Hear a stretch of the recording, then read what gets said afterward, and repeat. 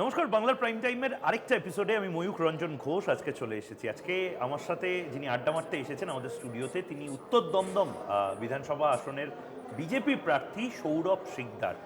সৌরভদার একাধিক পরিচয় রয়েছে, কিন্তু তার মধ্যে থেকে একটি পরিচয় হলো সৌরভ সিকদার একজন খুব জনপ্রিয়, বিজেপিতে অত্যন্ত অত্যন্ত প্রভাবশালী এক সময়ের নেতা, প্রাক্তন কেন্দ্রীয় মন্ত্রী প্রয়াত তপন সিকদারের ভাইপো।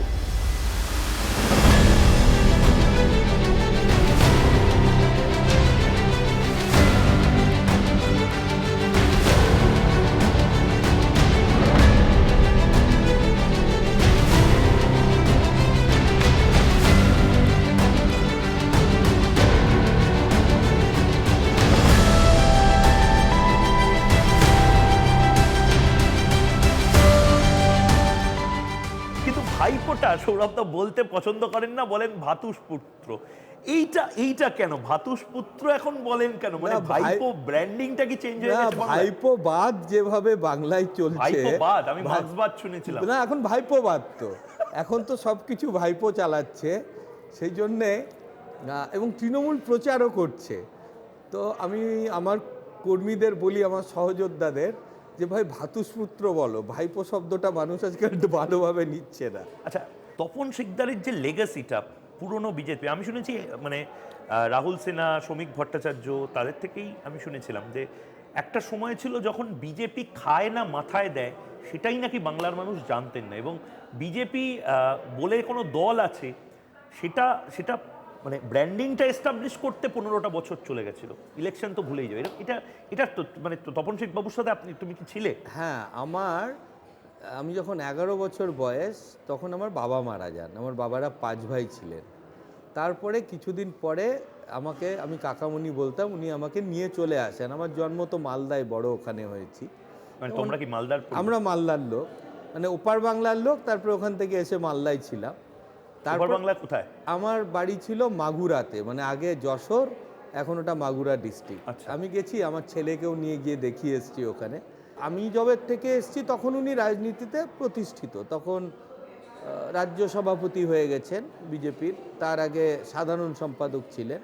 কিন্তু এই শ্রমিকদা বা রাহুলদাদের কাছ থেকে আমি শুনেছি একটা টাইমে উনি অফিস ঝাড় দিতেন, মানে অফিস সেক্রেটারি ছিলেন, অফিসে কোনো পিয়ন ছিল না। তপন সিকদার? হ্যাঁ, নিজে অফিস খুলে অফিস ঝাড় দিয়ে পরিষ্কার করে চেয়ারে বসতেন। একটা টেলিফোন ছিল, তখন সেই টেলিফোনে তো কল বুক করতে হতো, ডাইরেক্ট কল করা যেত না, সেখান থেকে ফোন করে সাংবাদিকদের ডাকতেন। কাকামণিকে আমি দেখেছি 91-এ মালদায় উনি বিধানসভা নির্বাচন লড়েন, 2500 ভোটে হেরে গেছিলেন সিপিআইএমের কাছে, নাহলে তখনই খাতা খুলে যেত, মাত্র 2500 ভোটে। 96-এ আবার লড়েন, সেবার 3000 সামথিংয়ে কংগ্রেসের গৌতম চক্রবর্তীর কাছে হারেন। তারপরে 98-এ দমদম থেকে উনি দাঁড়ান, এবং ওই 98-এ তখন তো আমি মোটামুটি বড় হয়ে গেছি, কলেজে পড়ি। তো কাকামণির সাথে দমদমে ওই আমার শুরু। 4টে নির্বাচন উনি লড়েছেন, 2টো জিতেছেন, 2টো হেরেছেন। দমদম ছেড়ে কোনোদিন কিন্তু উনি যাননি। আচ্ছা, আমি এটা শুনেছি যে দমদমের যে সমস্ত ক্লাবগুলো ছিল, আজকে তো আমরা বিভিন্ন ক্লাবে অনুদানের কথা শুনতে পাচ্ছি, টাকা পয়সা দেওয়ার কথা মমতা বন্দ্যোপাধ্যায়, কিন্তু মমতা বন্দ্যোপাধ্যায় নাকি এই আইডিয়াটা পেয়েছিলেন তপন সিকদারের থেকে, কারণ তপন সিকদার প্রথম ক্লাবগুলোকে ক্যারাম বোর্ড দেওয়া, ফুটবল দেওয়া, ব্যাট কিনে দেওয়া, এবং শুধুমাত্র তাই নয়, এই বনভোজন করবে, পিকনিক করবে, তার জন্য জিনিসপত্র, চালের বস্তা তপনদা আছে দিয়ে দেবে। এই কালচারটা, ক্লাবের যে জিনিসপত্র দাও, এটা নাকি তপনদা শুরু করেছিল, এটা ঠিক? হ্যাঁ, একদম। ওখানে জেতার পরে এমপি ল্যাড বলে যে একটা জিনিস আছে, মানুষ বুঝতে পেরেছিলেন। মজার কথা হচ্ছে, উনি সিপিএম পরিচালিত স্কুল, মানে যে স্কুলের পরিচালন সমিতি, সেখানেও টাকা দিয়েছিলেন। কংগ্রেসের কিছু কিছু জায়গায় পকেট ছিল, সেখানেও দিয়েছিলেন। আর এই যে ক্লাব যেটা বলছেন, আজকে এই যে ক্লাবে অনুদান, এটা উনি 98-এ দেখিয়ে দিয়েছিলেন। আমি যখন আমার নির্বাচনী ক্ষেত্রে ঘুরছি, অনেক ক্লাবের লোকেরা এগিয়ে এসে বলছে যে ওই সময় মাল্টি জিম কি, সেটা হয়তো কলকাতা শহরের 2-4টে ক্লাবে ছিল, তপনদা এখানে করে দিয়েছিলেন।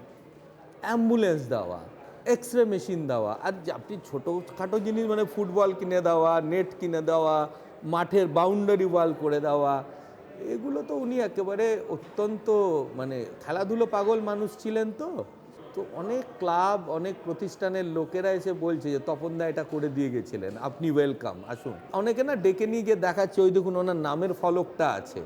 বিজেপিতে ওনার মতো জনগণের নেতা কিন্তু এখনো আসেনি। আমি শুভেন্দুদাকে ধরছি না, শুভেন্দুদা তো 5-7 বছর হলো এসছেন, শুভেন্দুদা নিঃসন্দেহে জননেতা, কিন্তু যারা আগের ছিলেন, তপন শিকদারের একটা মানে ও পাবলিক লিডার ছিল, ওটা নিয়ে মানে কোনো ব্যাপার ছিল না, সেটা আমি দেখেছি, দেখে বড় হয়েছি। দমদমে তপন শিকদারের ভ্রাতুষ্পুত্র বা ভাইপো বা পরিবারের সদস্য, এটার কি কোনো অ্যাডভান্টেজ এত বছর পরে পাওয়া যাবে? অনেক বাচ্চা ছেলে মেয়ে রয়েছে, জেনজির 21-22 বছরের ছেলে মেয়েরা রয়েছে, তারা তপন শিকদারকে তো চেনে না। তারা চেনে না, জেনজি চেনে না। জেনজির থেকে একটু বড় তারা আমাকে অনেকে চেনে, কারণ আমি দীর্ঘদিন যুব মোর্চায় কাজ করেছি, জাতীয় সম্পাদক ছিলাম। ও, তুমি মানে দিল্লিতে রাজনীতি করেছো? হ্যাঁ, আমি খুব মজার আর কি, আমাদের এই ন্যাশনাল প্রেসিডেন্ট নীতিন নবীনজি আর আমি এক টিমে ছিলাম। আমি ন্যাশনাল সেক্রেটারি ছিলাম, উনি জেনারেল সেক্রেটারি ছিলেন। আমি তখন থেকে ওনার নেতৃত্বে কাজ করে আসছি। তো আর ওই যে আমাদের টিমটা ছিল, অনুরাগ ঠাকুর আমাদের প্রেসিডেন্ট ছিলেন যুব মোর্চা। অনুরাগ ঠাকুরের কিন্তু হাতে, অনুরাগ ঠাকুর প্রেসিডেন্ট ছিল, নীতিন নবীন কি ছিল? General secretary. এখন অদ্ভুত একটা দল। না, আমি একটুখানি বলছি আপনাকে, এটা খুব ইন্টারেস্টিং, জানা উচিত, এটাই বিজেপি। ওই যে অনুরাগ ঠাকুরের প্রেসিডেন্ট ছিলেন যে দলটায়, সেই দলটা থেকে একটা চিফ মিনিস্টার বেরিয়ে গেছে। গোয়ার চিফ মিনিস্টার প্রমোদ সাওয়ান্ত আমাদের সাথে ভাইস প্রেসিডেন্ট ছিলেন। আর এখন গুজরাটের ডেপুটি সিএম আছে হর্ষ সাংভি, ও জেনারেল সেক্রেটারি ছিল। নীতিন নবীনজি আমাদের এখন সর্বোচ্চ নেতা, মোদিজিও যাকে বস বলেছেন, উনি জেনারেল সেক্রেটারি ছিলেন। আর আপনার ছত্তিশগড়ের ডেপুটি সিএম আছে বিজয় শর্মা, উনিও আমাদের সাথে যুব মোর্চায় ছিলেন। আর পুরো দেশে যদি আপনি যে কোনো সরকারে দেখবেন 3-4টে ক্যাবিনেট মন্ত্রী ওই আমাদের ওই টিমটার থেকে বেরিয়েছে। তো আমি খুব ফরচুনেট, এরম একটা টিমে কাজ করেছিলাম। আর আজকে দেখুন নীতিন নবীনজি ন্যাশনাল প্রেসিডেন্ট হয়ে গেছেন। তো অনুরাগজির হাত ধরে কিন্তু আমরা সবাই উঠেছিলাম। মানে বিজেপি একটা অদ্ভুত দল, আমি এই কারণে বলছি যে অনুরাগ ঠাকুরেরও বস হয়ে গেল আবার নীতিন নবীন আবার অনুরাগ ঠাকুরের মতন একজন কেন্দ্রীয় মন্ত্রীর সাথে, তার মানে তুমি একদম টানা কাজ করেছিলে। আমি টানা কাজ করেছি। আমি ময়ূকদা, আমি রাজনীতির বড় একটা সময় আমার শুরু কলকাতা থেকে, আমি একদম মণ্ডল স্তর থেকে শুরু করেছিলাম। কাকামণি খুব ম্যান অফ প্রিন্সিপাল ছিলেন, উনি কোনোদিন বলতেন না যে তুই আমার পরিচয়ে তুই পার্টিতে কাজ, তোর যদি ইচ্ছে হয় তাহলে পার্টিতে একদম নিচে। আলাদা করে সুযোগ দেওয়া হয়নি? কোনো দিন না। আমি একদম মণ্ডল স্তরে কাজ করেছি। আমি তারপরে রাজ্যে কাজ করেছি, রাজ্য যুব মোর্চাতে। এবং তারপরে আমি দিল্লি যখন যাই ন্যাশনাল টিমে, আমাকে রাহুল সিনহা পাঠিয়েছিলেন যে তুই দিল্লিতে যাতায়াত করিস, থাকিস, তুই ভালো জানিস, তুই দিল্লিতে যা। তো তারপর থেকে তো কাকামণি মারা গেলেন 14-তে, এবং আমার আস্তে আস্তে যে মানে রাজনীতিতে আমি যা দায়িত্ব পেয়েছি, আমি কিন্তু ন্যাশনালি বেশি পেয়েছি। আমি নর্থ ইস্টের 7টা স্টেটের ইনচার্জ ছিলাম। আমি নর্থ ইস্টের অনেক রাজ্যে পট পরিবর্তনের সাক্ষী।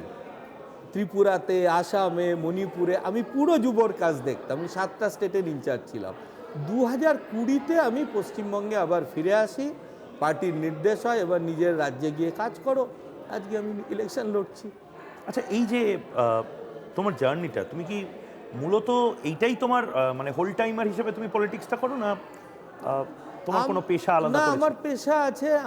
দেখুন, আমি অনেক দিন কর্পোরেটসে কাজ করেছি, দেশের অনেক বড় বড় সংস্থায় আমি করেছি। আরও মজার কথা ময়ূকদা, আমার কিন্তু কর্মজীবন শুরু সাংবাদিক হিসেবে। আচ্ছা। আমি দিল্লিতে টাইমস অফ ইন্ডিয়াতে চাকরি করেছি কিছুদিন, আমি বিজনেস বিট করতাম। তারপরে আমি দীর্ঘদিন পায়োনিয়ারে ছিলাম, আমি প্রয়াত চন্দনদা মানে চন্দন মিত্রর আমি সঙ্গে কাজ করেছি। তো আমি তারপরে কর্পোরেটসে চলে যাই। আমি রিলায়েন্সে দীর্ঘদিন ছিলাম, রিলায়েন্সের পরে আমি HCL-এ ছিলাম, লাস্ট আমি স্টারলাইট বেদান্তাতে ছিলাম অনেক দিন। তারপরে আমি নিজের ব্যবসা শুরু করি। কর্পোরেট চাকরি, সেখানে টাকা পয়সা পার্কস এই সমস্ত কিছু ছেড়ে এখন হোল টাইমার পলিটিশিয়ান হওয়ার ঠিক ইচ্ছাটা আছে। কেন? এটা মানে এটা কি কোনো একটা কোনো পোকা আছে, কোনো কিছু আছে যেটা বারবার করে চিরবির চিরবির করে, আপনার- মানে পলিটিক্সে হোল টাইম হিসেবে কেন? একটা না মানুষ তো একটা আইডল সামনে রেখে চলে। তো আমার বাড়িতে জলজ্যান্ত একটা মানুষ ছিল যাকে আমি দেখেছি যে ইলেকশন হারতে হারতে হারতে হঠাৎ করে এমন একটা ইলেকশন জিতে গেলেন যেটা লোক কল্পনা করতে পারেনি। ময়ূকদা, আপনি বোধহয় তখন সাংবাদিক জীবন শুরু করেছেন বা করেননি। 98 কেউ ভাবতে পেরেছিল যে ভারতীয় জনতা পার্টির একটা সাংসদ হবে পশ্চিমবঙ্গ থেকে? সেই আনন্দটা কিন্তু আমি দেখেছি। আমি সেই নির্বাচনে আমি কাউন্টিং এজেন্ট ছিলাম। রাজারহাটের ডিরোজিও কলেজে কাউন্টিং হচ্ছিল এবং দেখুন তপন শিকদার কেন সবার আইডল পার্টিতে, আজকেও তপনদা বললে মাথাটা ঝুঁকে যায়। এই ডিরোজিও কলেজ তখন পুরো একটা মাঠের মধ্যে ছিল। সিপিএমের ওই সন্ত্রাস মজিদ মাস্টার তখন ফুল ফর্মে, ওখানে কেউ এবং তার পাশাপাশি দমদম দাওয়াই নাকি দমদম দাওয়ায় বিখ্যাত হয়েছিল। তো ওইখানে না কেউ যেতে চাইছিল না, কাউন্টিংয়ে বসতে চাইছিল না, মেরে পুঁতে দেবে কি করে যাব। কাকামণি আমাকে ডাকলেন, ডেকে বললো তুই ছবি তোল তো 3 কপি। আমি বললাম কেন? বলছে তোকে ওখানে কাউন্টিংয়ে বসতে হবে, তুই গেলে সবাই সাহস পাবে যে তপনদার ভাইপো যখন যাচ্ছে তার মানে নিশ্চয়ই আমরাও যেতে পারি। আমি কাউন্টিংয়ে বসেছিলাম, ব্যালটে কাউন্টিং হতো, সারা রাত লেগে যেত। আমি বসেছি, আমার চারপাশে সিপিএমের 3 জন কাউন্টিং এজেন্ট, তার মধ্যে 2 জন কাউন্সিলর, আর আমার তখন কত বয়স। আমি বসে আছি ভয়ে ভয়ে, সবাই বুক দূর দূর করছে। ব্যালট বক্স খোলা হলো, ফার্স্ট রাউন্ড থেকে লিড করতে শুরু করলেন। পশ্চিমবঙ্গে বিজেপি লিড করছে, আমি তার সাক্ষী। ওখানে বসে আছি, 3 রাউন্ড 4 রাউন্ড 5 রাউন্ড, তারপরে কাকু ঢুকলেন কাউন্টিং হলে। ঢুকে আমাকে বললেন চল তুই আমার সাথে। আমার রিলিভার ওখানে বসলেন। বাইরে এসে দেখি বাঁধ ভাঙা উচ্চার।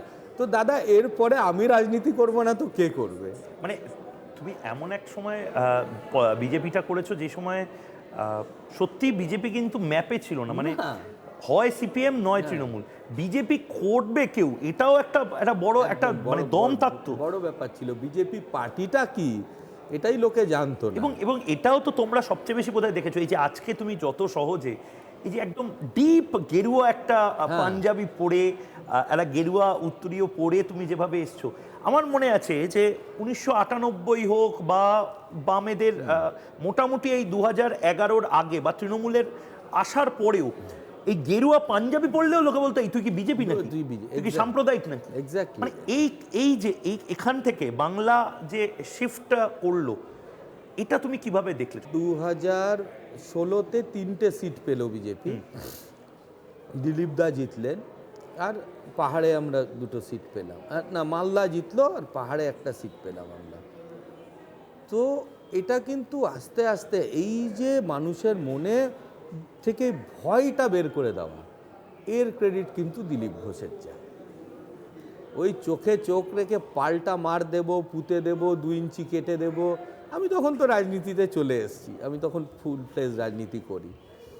এই মানুষের মনের মধ্যে থেকে ভয়টা, বাড়িতে গেরুয়া মানে বিজেপির পতাকা লাগিয়ে রাখা, এইটা কিন্তু সেই রামনবমীর মিছিল, দিলীপদা বেরোলেন তরোয়াল হাতে, আমরা সবাই পেছনে পেছনে হাঁটলাম। 2017 পর থেকে এই পট পরিবর্তনটা কিন্তু শুরু হলো। 19-এর পর থেকে তো মানুষের মন থেকে ভয়ই চলে গেল, যখন আমরা 19 থেকে অনেক বেশি কমফোর্টেবল হয়ে গেল অনেক বিজেপি। অনেক কমফোর্টেবল হলো। আর 21 বাট এই যে জায়গাটাই ভয়ের আবহ থেকে পার্টিতে বের করা, এর ক্রেডিট কিন্তু দিলীপ ঘোষকে দিতে হবে। আচ্ছা, এই যে একটা কম্প্যারিজন হয় ভাইপোদের মধ্যে বাংলায়, তা তৃণমূলের ভাইপোকে নিয়ে তোমরা বলো যে তার বাড়িতে লিফট আছে, এসকালেটার আছে, অনেক পুলিশ, কোথাও গিয়ে মনে হয় যে হয়তো তুমিও এই প্রিভিলেজটা পেতে পারতে যদি তপন শিকদার আজকে বেঁচে থেকে আজকে কেন্দ্রীয় মন্ত্রী হতো? কোনোদিন না, হ্যাঁ, কোনোদিন না। কি বলছো? বিজেপির এরকম আমি মানে বলছি, হিন্দিতে যাকে বলে দবদবা, তার মধ্যে যদি একজন কেন্দ্রীয় তপন মন্ত্রীর ভাইপো শিকদার তো হতে। কেন্দ্রীয় মন্ত্রী তখনও ছিল, জানেন। তপন শিকদার একটা 400 স্কোয়ার ফিটের ভাড়া বাড়িতে শেষ জীবন থেকে গেছে। কেন্দ্রীয় মন্ত্রী তাও কি যে লোকটা টেলিকমের রেভলিউশন নিয়ে এসেছিল। 98-এর আগে একটা ফোনের অ্যাপ্লিকেশান করলে ফোন পাওয়া যেত 1 বছর পরে। তার থেকেও বড় কথা হচ্ছে যে আপনার মনে আছে ওই সময় এসটিডি করতে হতো, সারা দিনে এক এক দিনে এক এক রকম টেরিফ থাকতো, সকালে কম, দুপুরে বেশি, আবার রাতে কথা বলতো বাইরে যারা থাকতো, সেটা উঠে গেল। এটা কি তপন শিকদারের জন্য? সময় যারা সাংবাদিক ছিল সেই সময়ের সিনিয়র জার্নালিস্টরা, তাদেরকে তারা একদিন আমার দিল্লির বাড়িতে, মানে কাকামণির ওই বাংলোতে সবাই আসতো, আমাদের বাড়িতে সরস্বতী পুজো হতো খুব বড় করে দিল্লির বাড়িতে, এবং সমস্ত ওই সময়কার যারা সাংবাদিক ওই টাইমটা যারা বিজেপি বিট করতেন দিল্লিতে, বাঙালি যারা ছিলেন, ওই দিন নিশ্চিতভাবে আমার বাড়িতে আসতেন। তো একদিন খুব সিনিয়র জার্নালিস্ট, আমার নামও বলতে পারি, কোনো ব্যাপার নেই, গৌতম লাহিড়ী, গৌতম দা এখন দিল্লি ক্লাব অফ ইন্ডিয়ার প্রেসিডেন্ট। গৌতম দা একদিন হেসে বললেন, তপন দা আমরা কি মোবাইল ইউজ করতে পারবো না কোনো দিন? ও তখন সাংবাদিকরা মোবাইল আরে দাদা, পেজার ছিল, কিন্তু মোবাইলে তখন আউটগোয়িং কল 16 টাকা ছিল। 16 টাকা আউটগোয়িং কল 1 মিনিটে। আর মোবাইলের তখন দামও প্রচুর ছিল, মানে তখন একটা সেই সময় তো যদি কেউ প্রেম করতো তাহলে তো তাকে দেউলিয়া হয়ে যেত। আমাদের সময় আমরা এসটিডি বুথ থেকেও প্রেম করেছি। ঠিক। উনি তখন হেসে বলেছিলেন 1 বছরের মধ্যে মোবাইল লোকাল কলের মতো হয়ে যাবে। বলছে ঠিক, বলছে হ্যাঁ। আর বললো যে দেখো সরকার মোবাইল লঞ্চ করছে, তো চলো তোমরা সবাই মোবাইলে কথা বলবে। MTNL, মহানগর টেলিকম লিমিটেড, যেটা দিল্লি আর বম্বের পরিষেবা দিত, MTNL কিন্তু সরকারি পরিষেবা শুরু করে প্রথম মোবাইলে, মানে সরকারিভাবে। যেরকম প্রাইভেট প্লেয়াররা ছিল, একটা সিটিতে 2টো প্লেয়ার থাকতো, তো দিল্লিতে বোধহয় তখন এয়ারটেল ছিল আর হাচিসান, হ্যাঁ, কলকাতাও ছিল ওরকম। তার আগে তো বোধহয় মোদি টেলেস্ট্রা, বিকে মোদি ওর। এরা আমার বাড়িতে আসতেন, তো আমি দেখে বড় হয়েছি এদের সবাইকে। টেলিকমের যে বিপ্লব, সেই বিপ্লবটা আমার বাড়িতে ধীরুভাই আম্বানি এসছে, তাই হ্যাঁ। এই যে করলো দুনিয়া মুঠ্ঠি মে 501 টাকার অফার যেটা করেছিল, মানে যেটার থেকে রিক্সাওয়ালার হাতে মোবাইল এলো, তো ধীরুভাই আম্বানি এসছিলেন এটা মানে লঞ্চ করবেন এই ইয়ে নিয়ে। প্রমোদ মহাজন তখন কাকামণি সিনিয়র মিনিস্টার, কিন্তু প্রমোদজি কাকামণিকে খুব ভালোবাসতেন, শ্রদ্ধা করতেন, একই বয়সী ছিলেন দুজনে প্রায়। ওই MTNL যেটা করলো, MTNL-এর প্রথম যে কমপ্লিমেন্টারি ফোনগুলো এলো, সেই ফোনগুলো কাকামণি বাংলার জার্নালিস্টদের দিলেন, এবং এই বিপ্লবটাতে উনি MOS হলেও উনি মারাত্মক, যেহেতু বাজপেয়ীজির খুব আদরের ছিলেন উনি খুব অ্যাক্টিভ ছিলেন, আর স্পেশালি বাংলার জন্যে। বাংলার ঘরে ঘরে উনি এইভাবে টেলিফোন পৌঁছেছিলেন যে ওই টেন্ডার আসতো, আসতো না, তুমি টানা আগে লাইন পেতে ফোন চালু করে দাও, তারপরে গর্ত খুঁড়বে, এটা ছিল ওনার নীতি। সেই লোকটা শেষ জীবন অবধি থেকে গেছে একটা 400 স্কোয়ার ফিটের ভাড়া বাড়িতে, শ্যামবাজারের, যে বাড়িতে সবাই এসছেন, কে আসেননি, বাজপেয়ীজির থেকে, আডবাণীজির থেকে, মানে যত হুজু তখন ছিল, দেখা করতে আসতেন। 3টে কামরা, একটা ঘরে আমি থাকতাম, একটা ঘরে কাকামণি থাকতো, আর একটা ধরুন ওই 10x15 একটা বসার ঘর ছিল, ওটাই ওনার জগৎ ছিল।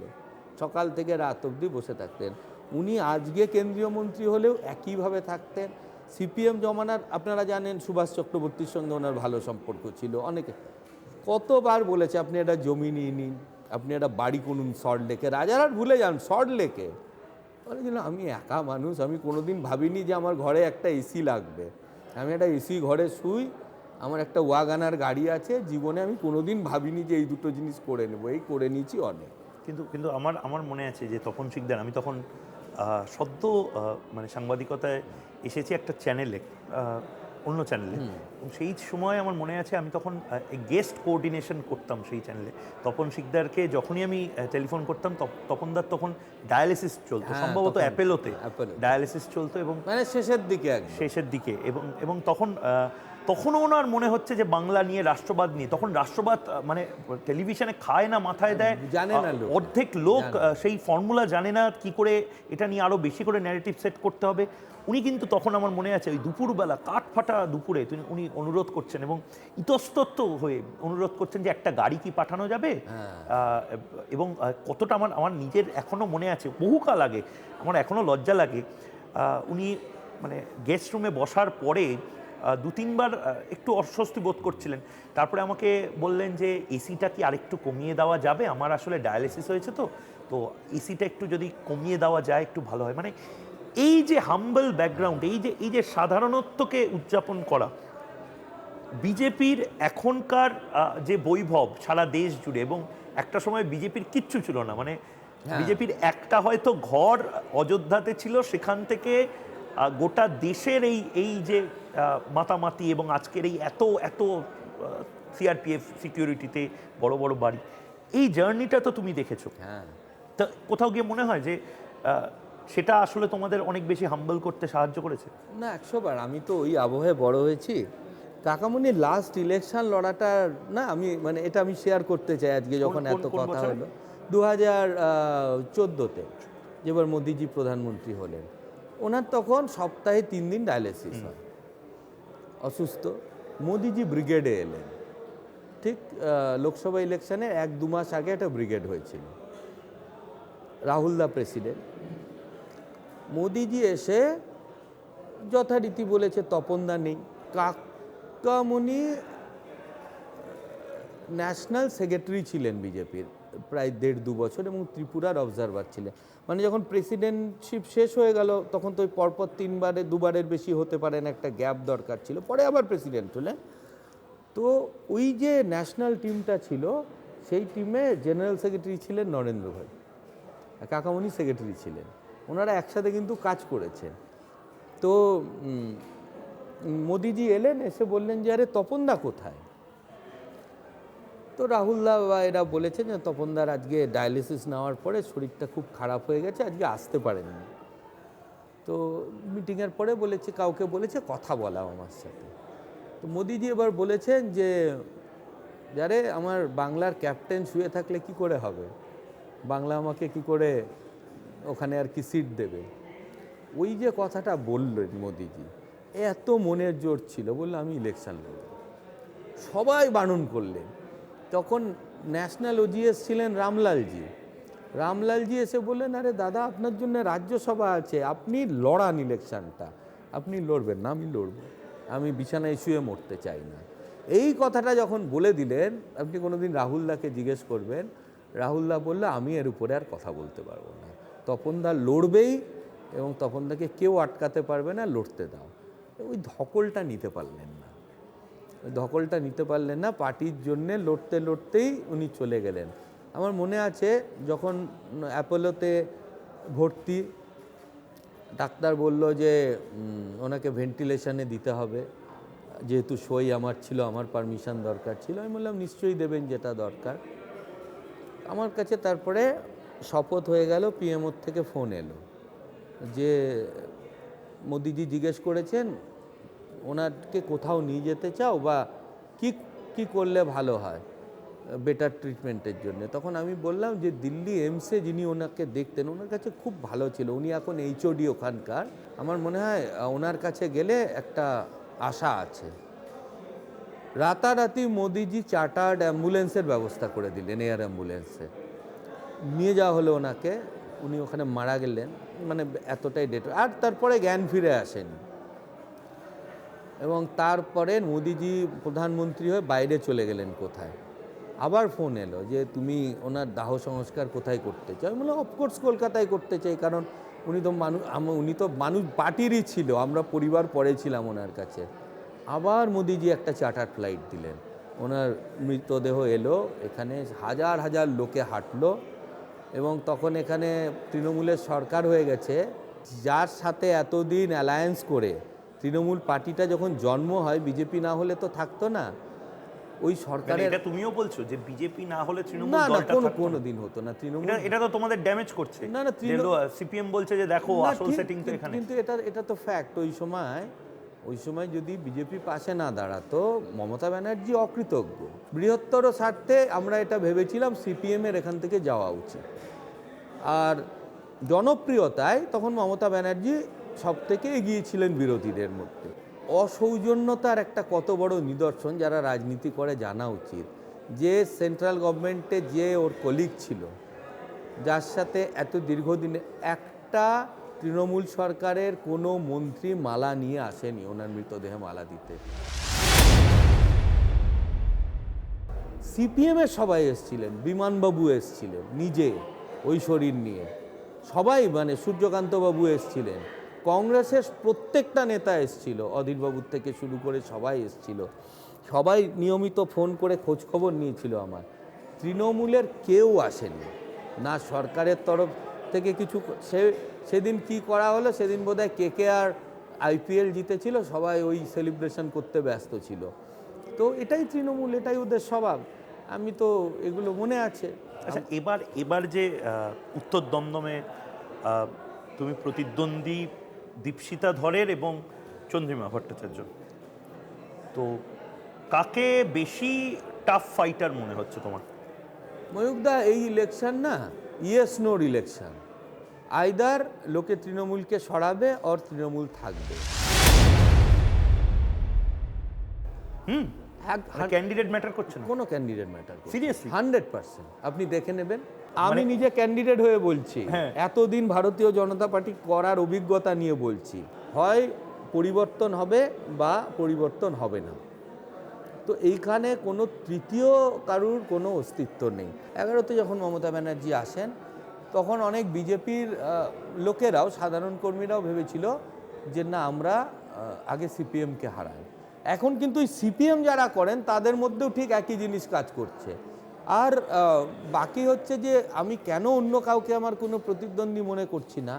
এক আধটা সিট কোথাও জিতে গেলেও এরা তো আর সরকার বদল করতে পারবে না। মানুষ সরকার বদল করার জন্য এবার ভোট দেবেন।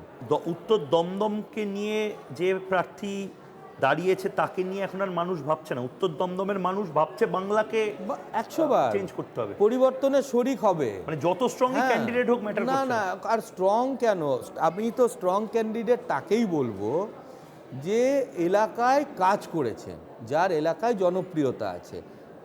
তৃণমূলের যিনি প্রার্থী চন্দ্রিমাদি, একে তো ওনার বয়স হয়ে গেছে, দ্বিতীয় নম্বর কি হচ্ছে উনি ওখানে থাকেন না। ওখানে ওর কিছু গুন্ডা বদমাইশ আছে, কিছু লিডার আছে যারা ওপেনলি বলে আমরাই MLA, আমরাই মন্ত্রী। তো ওনার মানে আমি কি বলবো, উনি ওই বিধানসভাটা ইজারা দিয়ে দিয়েছেন, ভাই তোমরা চালাও, তোমরা আমাকে দেখে দেবে, আমি ভোটের সময় আসবো, ভোট লড়বো, চলে যাব। এত খারাপ অবস্থা ওখানে এখনও, আজকেও ওখানে রাস্তায় জল জমে আছে। কিসের জল? নালার জল। সেই ছবিটাও আমরা দেখলাম। কালকে আপনাদের ইয়েতে গেছিলেন, দেখেছিলেন মানুষ, আমার ক্যাডার মানে পার্টির কর্মীরা, মানুষ বাড়ি থেকে বেরিয়ে বলছে যে এখান থেকে মুক্তি দিন। একটা বাচ্চাকে আমি জিজ্ঞেস করছি যে তুই স্কুল যাস না? ওর মা বলছে না, যায় না। আমি বললাম মানে পড়ে না? বলে খালি পরীক্ষার সময় আমি নিয়ে যাই, আমার এক আত্মীয়র বাড়িতে থেকে পরীক্ষা দেয়, আবার চলে আসে। এই জলের মধ্যে নামলে তো অসুস্থ হয়ে যাবে। এটা সারা বছর চলে? সারা বছর চলে দাদা। কালকে অন ক্যামেরায় একজন বলেছে যে 30 বছর ধরে আমরা এই যন্ত্রণায় ভুগছি, মশা মাছি, খোলা নর্দমা। কলকাতা বিমানবন্দরের মধ্যে, মানে আমার কনস্টিটিউয়েন্সির মধ্যে বিমানবন্দর পড়ে, দিল্লি বম্বেতে অ্যারো সিটি রয়েছে, ওখানে ঝাঁ চকচকে আর একটা শহর, মানে একটা লোকের ঘুরতে যায়, দিল্লিতে গেলে একদিন থেকে যায়, একটু অ্যারো সিটিতে ঘুরে টুরে যায়। আর সেখানে আমার কলকাতায় এই এতে খোলা নর্দমা, নালা, জল জমে আছে। এক তো এই বৃষ্টির সময় এমন অবস্থা হয়, আপনারা দেখিয়েছিলেন, একটি বাচ্চা মেয়ে জলে ডুবে মারা গেছে। আমরা কলকাতা শহরে আছি, কোন মুখে উনি ভোট চাইতে যাবেন বলুন তো মানুষের কাছে? দীপশিতা এখানে ফ্যাক্টরি না। বামপন্থীরাও ভাবছেন যে আগে এই সরকারটা যাওয়া দরকার। আপনি 5 মিনিট গাড়ির কাজটা নামিয়ে রাখুন, এক দুর্গন্ধ, আর মশা আপনাকে গাড়ি থেকে উড়িয়ে নিয়ে চলে যাবে। তাহলে ওই বামপন্থীও যারা আছে তারাও তো এই যন্ত্রণায় ভুগছে। ওরা হ্যাবিচুয়েটেড হয়ে গেছে যে বছরে একবার ডেঙ্গু হবে, জন্ডিস হবে, পানীয় জল নেই। তাহলে কিসের হেভিওয়েট ময়ূকদা? দমদমের ওখান দিয়ে যেতে গিয়ে, কল্যাণীর এক্সপ্রেসওয়ে ধরতে গিয়ে বা যশোর রোড ধরতে গিয়ে চারপাশের রাস্তাঘাট উন্নয়ন পরিকাঠামো, যেটাকে ইনফ্রাস্ট্রাকচার বলে, সেটাও কিন্তু খুব একটা ভালো না। একদমই নেই, ভাঙা এবং ওই রাস্তা। বিশাল ওই আবর্জনার পাহাড়টা, ওটা কি বরানগরের মধ্যে না আপনাদের মধ্যে? না, আবর্জনার পাহাড়টা বড়নগরে পড়ে, কিন্তু কি এক ঐতিহাসিক দৃশ্য কিন্তু। হ্যাঁ হ্যাঁ একদম। আর কল্যাণী রোডের পাশ দিয়ে যখন আপনি যাবেন, আপনি দেখবেন প্রচুর জলা জমি আছে। আপনি যদি কোনো সময় কাছে গিয়ে একটু দেখেন, তো ওইখানে মমতা দিদি যেরকম বলেছেন না যে ইলিশ মাছের বীজ বপন করবেন, ওখানে দেখবেন কিসের বীজের চাষ হচ্ছে। খালি চোখে দেখবেন এরকম মশার লার্ভা বিনবিন বিনবিন করছে। তা আমরা কোথায় আছি? তাহলে আমি বললাম যে উনি রাজ্যের অর্থমন্ত্রী, উনি ওখানে কোনো শিল্প করেননি, কর্মসংস্থান করেননি, পুরো পশ্চিমবঙ্গে করেনি, উনি ওতে ছুট পেয়ে যাবেন। কিন্তু মানুষের ন্যূনতম বাঁচার জন্য যে পরিকাঠামো দেওয়ার দরকার, উনি সেটা দিতে যখন ব্যর্থ, মানুষ তখন হেভি ওয়েট লাইট ওয়েট তো ভাববেই না, ভাববে যে যে একে আগে বিদায় দিই। আর ওখানে প্রত্যেকটা ইলেকশানে কি হয়, ওই মানে বিধান বিশ্বাস বলে একজন নেতা আছে, আমি নাম করেই বলছি, তার গুন্ডা বাহিনী লোককে ভোট দিতে দেয় না। এবার কি তা হবে? এবার ইলেকশন কমিশন যা ব্যবস্থা করছে, প্রত্যেকটা মানুষ যাতে ভোট দিতে পারে, ইলেকশন কমিশনও যেরকম নিশ্চিত করবে, আমিও প্রার্থী হিসেবে আমার, জানেন তো আমার এখানে আমার এই বিধান বিশ্বাস কি এই ঠাকুরদাস বিশ্বাসের ছেলে যে কংগ্রেস করতে? ঠাকুরদার বিশ্বাসের ছেলে। ঠাকুরদা কিন্তু খুব ভালো লোক ছিলেন। এটা কি কাটমানিটা কি বড় হয়ে যাচ্ছে? 100 বার ঠাকুর, আমি কাকু বলতাম ওনাকে তখন। এদেরকেও চিনতে পারছি খুব ভালো করে, তখন তো অ্যালায়েন্স ছিল। ঠাকুর কাকু রীতিমতো আমার বাড়িতে আসতেন, আমার ওই শ্যামবাজারের বাড়িতে অন্তত মানে আমি 50 বার দেখেছি ওনাকে। আজকে ওনার ছেলে এলাকার একটা ত্রাস হয়ে গেছে। একটু উত্তর দমদমের জায়গাগুলো একটু বলুন, অনেকেই আছে উত্তর দমদম হচ্ছে এয়ারপোর্টের 2.5 নম্বর গেট, যেটা তারপর থেকে শুরু হচ্ছে আচ্ছা আপ টু মধ্যমগ্রামের বর্ডার। নিউ ব্যারাকপুর পড়ে, বিরাটি পড়ে, ওইদিকে বিশরপাড়া পড়ে, ওইদিকে প্রতাপগড় পড়ে। 90% লোক এখানে ওপার বাংলার লোক, আমার মতোই রিফিউজি পরিবারের সন্তান, উদ্বাস্তু। তো তাদের তো আরো বেশি করে এই যে যেভাবে মানে এই দাপাদাপি বাড়ছে, তাদের তো বেশি করে ভোট দেওয়া উচিত। তারা তো মুখিয়ে আছে, তাদের ভোট দিতে দেয় না তো।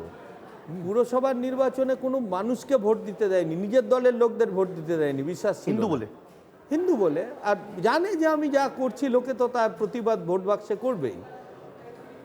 মানুষ জানেন কি বলছে যখন যাচ্ছি, ভোটটা দেওয়ার ব্যবস্থা করে দিন, বাকি আমরা বুঝে নেব, আপনাকে আসতে হবে না, প্রচার করতে হবে না, কিচ্ছু করতে হবে না। মানে মানুষের মধ্যে যে অ্যাঙ্গার, যে ঘৃণা রয়েছে, যে আমি বেরোলেই এটার আউটবাস ভোট বাক্সে হবে।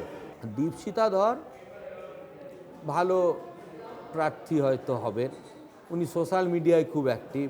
1 মাস শেষে উত্তর দমদমে ঘুরে উনি উত্তর দমদম সম্বন্ধে জানেন কি? আমি তো সারা বছর থাকি ওখানে।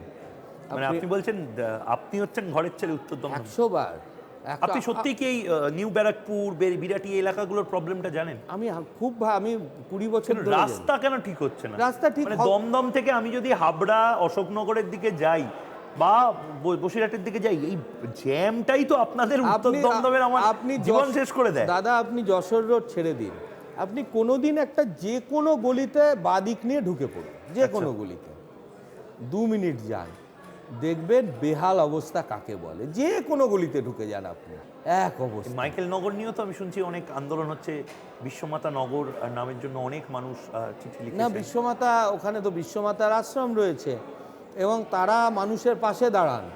ওখানে একটা চ্যারিটেবল ক্লিনিক রয়েছে, লোকের বিনামূল্যে চিকিৎসা হয়, আর ওখানে মানুষের পাশে দাঁড়ান। এবং ওনার যে কর্ণধার আছেন সমীর ব্রহ্মচারী, উনি নিঃস্বার্থভাবে মানুষের সেবা করে যান। এই মাইকেল নগর নামটাও তো বদলানোর একটা বৃহৎ আন্দোলন চলছে এখন। মাইকেল নগর নামটার বৃহৎ আন্দোলন চলছে ওখানে, ওটা তো লোকাল মানুষের দাবি।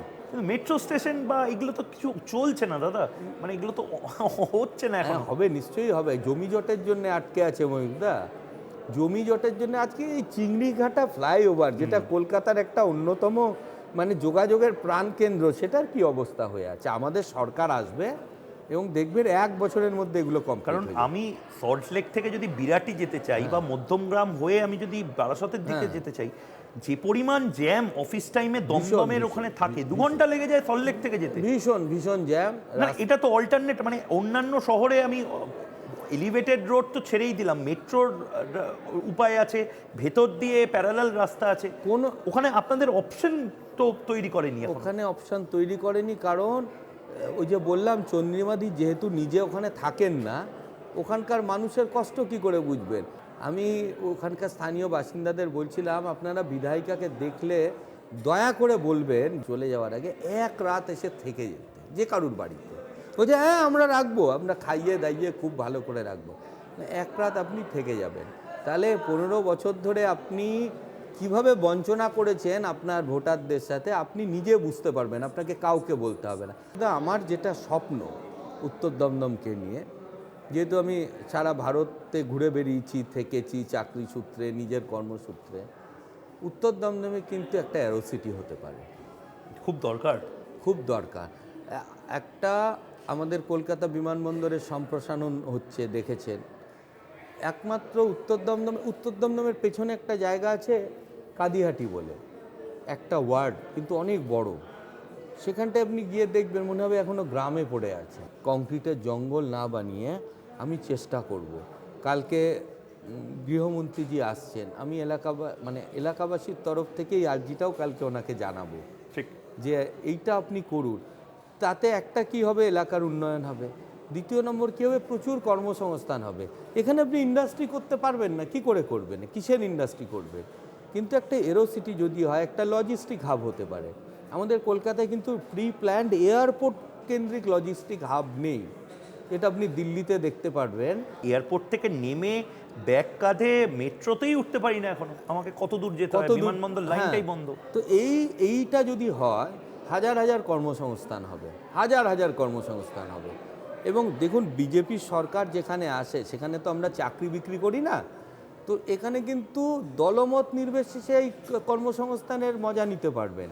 এবং স্থানীয়দের অগ্রাধিকার যাতে থাকে, আমি তার জন্যও নিশ্চয়ই ভোকাল হব। উত্তর দমদমের মানুষজন যাতে, নিমতা বা বিরাটির মানুষজন যাতে, নিমতা, বিরাটি, বিশরপাড়া, প্রতাপগড়, আমাদের ওইদিকে নিউ ব্যারাকপুর, মাইকেলনগর, আমাদের কাদিহাটি, পরপর এই সমস্ত জায়গায় কোনো কর্মসংস্থান নেই এখানে, বেশ, মানুষ খুব কষ্টে আছে। তাই এইখানে কাজ করার সুযোগ আছে। সবথেকে বড় কথা হচ্ছে উত্তর দমদমকে উন্নত উত্তর দমদম করতে হবে, এটাই আমার মানুষের কাছে আবেদন। বেশ, অনেক অনেক ধন্যবাদ সৌরভদা।